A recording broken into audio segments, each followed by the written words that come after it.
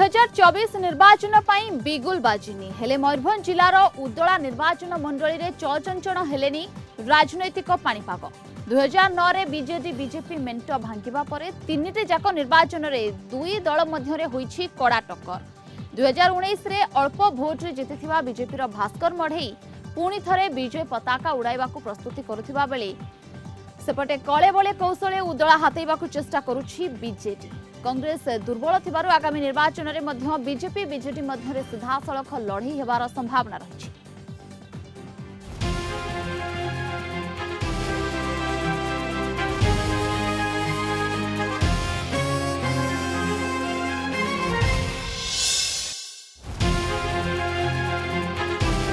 उदला निर्वाचन मंडली अनुसूचित जनजाति लागि संरक्षित वर्तमान एठार विधायक बीजेपी भास्कर मढेई 2000 और 2004 रे मध्य से निर्वाचन जीतिथिले 2009 रे लढी नथिले एवं 2014 रे हारिथिले।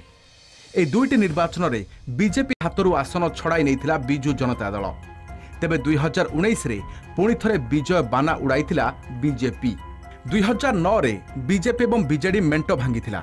ए निर्वाचन रे बीजेडी एवं कांग्रेस मध्य टक्कर होइथिला तेबे बीजेडी श्रीनाथ सोरेन कांग्रेस अनंग चरण सेनापति को 11,193 खंड भोट रे हराई विजयी होइथिले। बीजेपी प्रार्थी विजय कुमार सेनापति चतुर्थ स्थान रे थिले। भास्करंक परिवर्ते विजय सेनापति को टिकेट देइथिला बीजेपी। 2014 बीजेडी प्रार्थी बदलाइथिला। श्रीनाथ स्थान रे गोलोक बिहारी नायक होइथिले बीजेडी प्रार्थी। एथर बीजेपी भास्कर पुणी मैदान कोल्हाइथिले किंतु 8,529 खंड भोट रे गोलोकंक ठारू हारिथिले।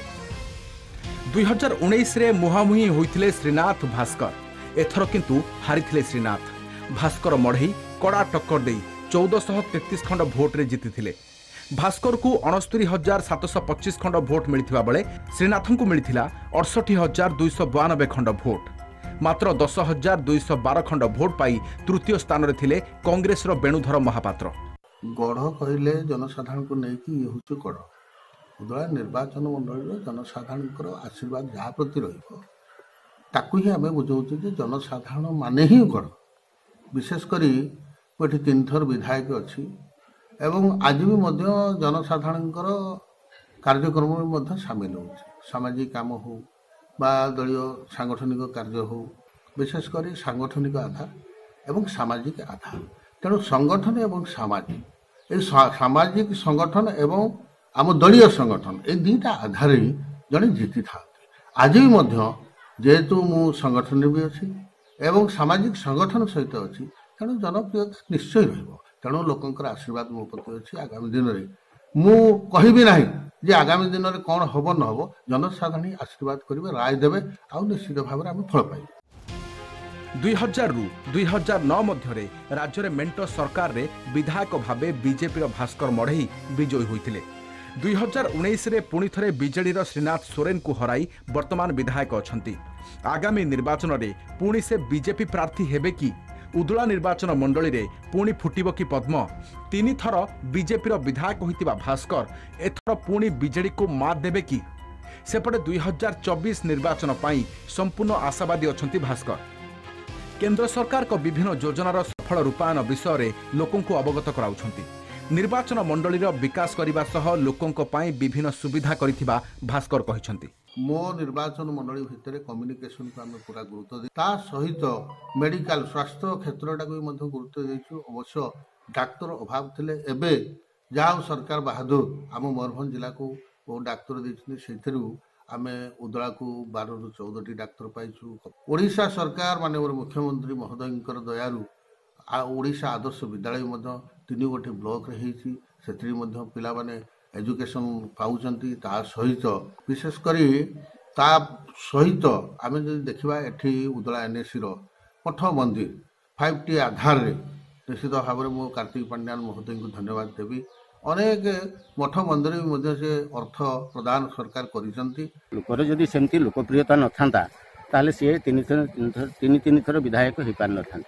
तेणु तांकर जो देखी चरित्र स्वभाव सब लोक सहित मेलापी खाली जो बाथुड़ी सहित सी मेलापी नथिले से समस्त जाति प्रति समस्त ये प्रति से मेड़ा थे बाथुड़ी जाति तो से अंगीकार बोध सब कर्ज हो भास्कर भाई तार क्वालिटी अच्छी सेमती लोक कम करुँच सी आज 3 थर विधायक है कि आगक भी हो पार तेणु से भाया लोक संपर्क रही लोक भल पाँच तेणु विधायक हम ना लोकप्रियता तो भल रही से जो भी जहाँ जिते देखिले भी भल से कथबार्ता भी करती पचारती जे कुआड़े जाइल कौन असुविधा सेमती बड़ सान लोक समस्त सागर मिसी पारती आमर सुख दुखर साथी होती रास्ता घाट जे देखा भी साहाय्य सहयोग कर फुल पोखरी पाखर काम आरंभ कर सब किसी दौरान भास्कर मोड़ी होती आमर एमएलए अच्छा सी 3-3टा टर्म एमएलए हो सारी ऑलरेडी